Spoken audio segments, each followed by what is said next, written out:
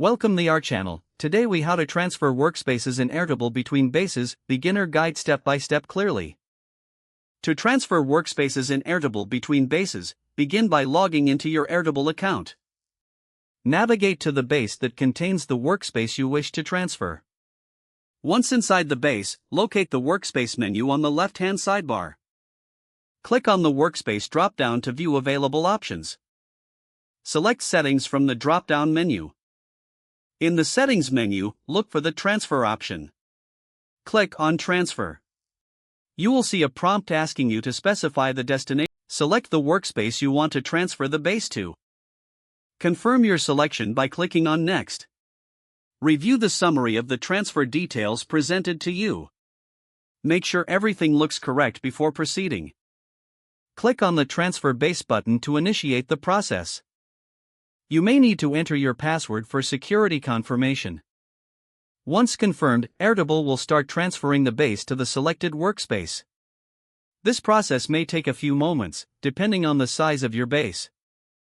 After the transfer is complete, you'll receive a notification. Check the destination workspace to ensure the base has been successfully moved. You can now access the base from the new workspace location. Remember to review your base settings after the transfer to verify everything is functioning properly. If the page does not load, refresh the browser or try again in a private or incognito window. Make sure you are using the correct email address, then retype it carefully to avoid small typos. If your password is not accepted, use the reset option and create a new strong password you can remember.